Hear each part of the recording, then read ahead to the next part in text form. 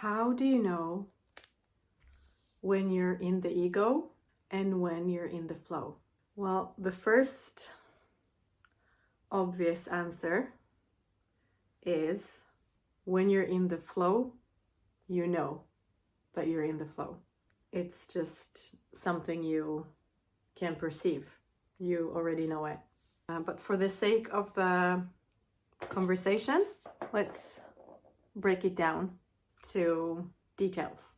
As soon as you perceive any urgency, you know that it's the ego trying to run the show by telling you that there is an urgency, that you're somehow not doing enough to get where you're going, that you're not creating results fast enough or change fast enough, that you don't have enough control of the situation or taking enough control over the situation, and or it can be either or both, that you don't have enough clarity, information, there's not enough of something or too much of something. You're just not okay where you are right now. Because when you are in the flow, you will have this sense of clarity. You will have this sense of inner peace and connection to your inner guidance, your inner compass. You will see clearly that even if you're standing still, seemingly, you are acting on the only step that is necessary to be acted on, which is the one that you are perceiving. So whatever is prompting you in the now moment, as long as you're acting on that one step, that one calling, that one piece of guidance, you are doing enough. That's the only thing you ever have to do. Acting on that one thing that is calling on you right now. And this could even look like waiting for the next step while you are assessing, or maybe you've been through some change already. Maybe you just need to catch your breath. And that is exactly what you're supposed to be doing right now. Maybe your next step is about just becoming comfortable in the now moment, becoming comfortable in where you are right now. Maybe it is to get clear on your vision. Maybe it is to just, enjoy some time doing things that you love. Very often it's actually about that. Very often it's about getting back to doing what you love, getting back to doing the things that are relaxing your mind, taking away that urgency, the perception of urgency, the belief that you are supposed to be doing something else. And of course, it's very easy to mistake that for no action. To the mind, that is perceived as no action.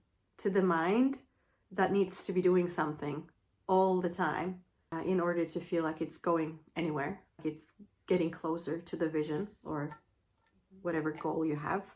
It will make you feel like you have to be doing something all the time. Like rest isn't okay. Catching your breath isn't okay.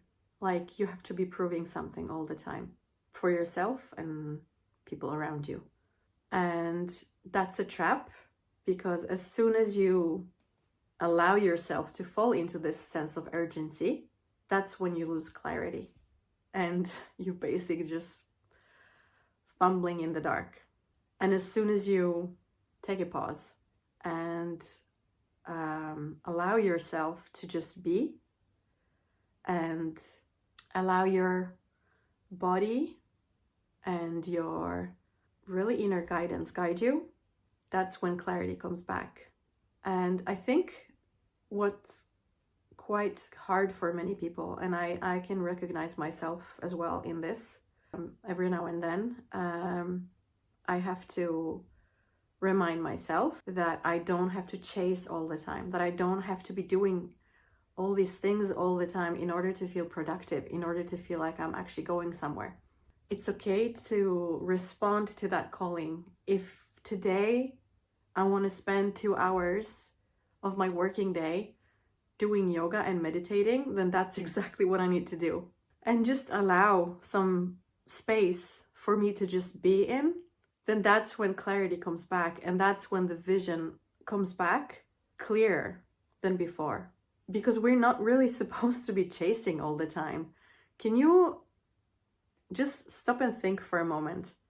Do you really think that life is supposed to be about chasing all the time? About planning, organizing, and all the time be questioning, am I doing enough? Should I be doing more? Trying to create more control and overview? Do you really think that that's what life is supposed to be about? No. I think we're supposed to just be chilling. And that doesn't mean not doing anything. Again, I think it just means that we are allowed to actually be relaxing and taking time to just sit there and contemplating and just being in the present moment and feeling everything that is needing to be felt or asking to be felt. That's a part of life. That's a part of being human. And if we never allow ourselves to do those things, that's when we become, stressed and get this sense of urgency. It's just the nervous system not being able to catch up with the intensity of things coming at you all the time. It's really just your nervous system. In a sense, you could say that your ego and your nervous system are kind of the same. They're not really. They're obviously two different concepts, but they're connected. As soon as your nervous system is stressed or overstimulated, hijacked, your mind or your ego will turn itself on and create this sense of urgency. They're working together. So the best thing you can do is to make sure that you're regulated, that you have enough time to rest, that you have enough time to just observe whatever is going through your mind, and that will create clarity in your life. And I think almost instantly that will get you in a place of flow. At least as soon as you allow, that space for you to be, just be still and observe everything, yourself and life, but also act on those things. Because from that space of stillness that you find when your nervous system is calm, clarity just naturally arises. Because as soon as your mind calms down by doing things that you love and just not chasing all the time, just pausing for a bit, as soon as your mind calms down, that's when you're connected to your inner guidance. That's when you will be able to hear that inner guidance, your inner compass telling you what's the next step. It's really that easy. But it doesn't feel easy when you're stressed, when you're overstimulated, or when you're just under the impression or perception that you're not doing enough, that you're not going towards your vision. And that takes us to the next topic, which is procrastination. Procrastination is really just a lack of clarity and a lack of faith or trust in yourself, your ability to be able to obtain a certain result, create a certain result, your inability to receive something or create something. So there's these two things.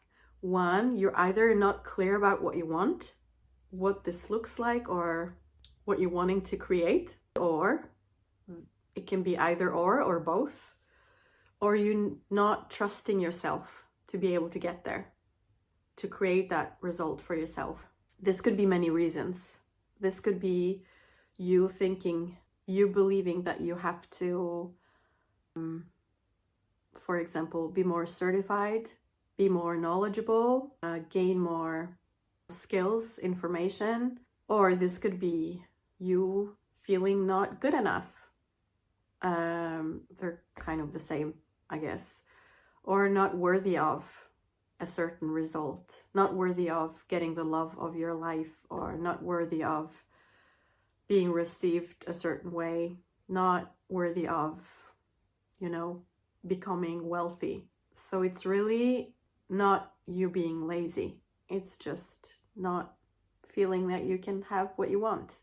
And so naturally it will be hard for the mind or the ego to start walking towards it, because it doesn't feel like there's no use going there even.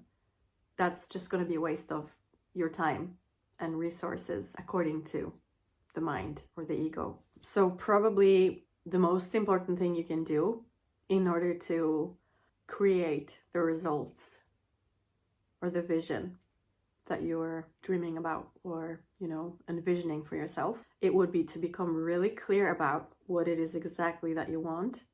And I don't mean to the detail about the color of the house. I don't mean details like this. I mean the overall vision. What is it that you really want from life? What kind of everyday life would you be happy with? What in your current life is in dissonance with your values and your vision?